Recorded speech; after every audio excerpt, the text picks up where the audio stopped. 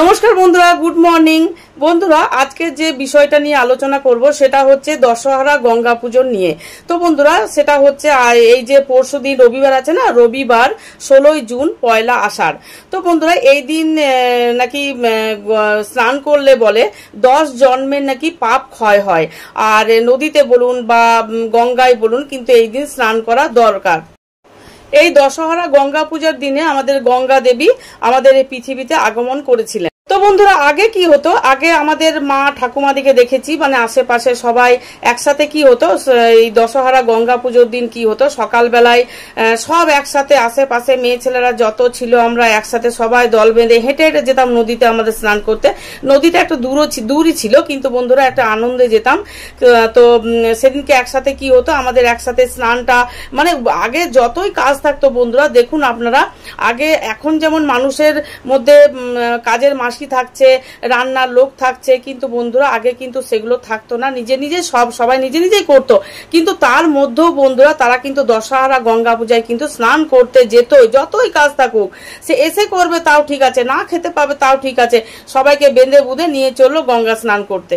তো বন্ধুরা এখন দেখুন সম্পূর্ণ উল্টা। কিন্তু এখন কি হচ্ছে, এখন সবাই মানে ছেলেমেয়েরা এত পড়াশোনায় ব্যস্ত, আর সবাই এত মোবাইলে ব্যস্ত, আর সবাই মানে এত ব্যস্ততার সঙ্গে মানুষ এখন আছে না, বা এখন সব থেকে বেশি ব্যস্ততা হচ্ছে বন্ধুরা, মানে না যাওয়ার কারণ হচ্ছে মানুষ রোগে ভুগছে বন্ধুরা। তো বন্ধুরা মানে এত ব্যস্ত মানুষ যে এখন হয়ে গেছে না, মানে গঙ্গা স্নান বা এই নদীতে স্নান করতে যাওয়া, কিন্তু সবাই কিন্তু ভুলে গেছে যে এই দিন গঙ্গা স্নান করলে নাকি 10 জন্মের পাপ নাকি ক্ষয় হয়। বন্ধুরা নদীতে মানে গঙ্গায় ছেড়ে দিন, এখন নদীতেও যাবার কারো টাইম নেই। মানে আমিও আমার কথাও বলছি, মানে সবার মধ্যে আমিও পড়ছি। তো বন্ধুরা আগে কি হতো, আমাদের ছেলে মেয়ে একসাথে সবাই কিন্তু স্নান করতাম। আগে কি হতো, সবাই একদম একসাথে দল বেঁধে অনেকগুলো যেতাম। তো হয়তো আমি যখন কাপড় ছাড়তাম তখন অন্য কেউ কাপড় আড় দিত, বা অন্য কেউ যখন কাপড় ছাড়তো আমি তাদেরকে কাপড় আড় দিতাম, মানে কাপড় ছাড়ার জন্য। এখন বন্ধুরা মানে কত একটা আনন্দ হতো, মানে এত আনন্দ হতো। আজ এক সপ্তাহ আগে থেকে গঙ্গা স্নান করতে যাব, কিন্তু বন্ধুরা এখন কারো কিন্তু ইন্টারেস্টই নেই। দেখুন আসলে বন্ধুরা দেখতে গেলে ওদেরও দোষ নেই, কারণ এখন জন্ম থেকেই কিন্তু বাথরুম শিখে গেছে সবাই। আগে বন্ধুরা আমাদের কি হতো, আমরা পুকুরে চান করতে যেতাম, পুকুরে ল্যাট্রিন পুকুরে যেতাম।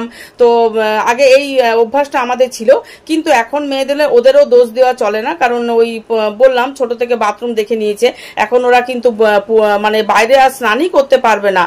বন্ধুরা এসব কথা ছাড়ুন, আসল কথাতে আসি। তো বন্ধুরা যারা মানে এই যে নদীতে বা গঙ্গায় যেতে পারছেন না, অনেক মানে অসুবিধার জন্যই হোক, কিসের জন্যই হোক আপনারা যেতে পারছেন না, তারা কি করবেন বন্ধুরা, তারা মানে বাড়িতেই যখন স্নান করবেন না, গঙ্গায় নমঃ গঙ্গায় নমঃ গঙ্গায় নমঃ 3 বার বন্ধুরা বলে আপনারা স্নান করবেন। দেখবেন বন্ধুরা মানে আপনাদের একটা মনটাও ভালো লাগবে।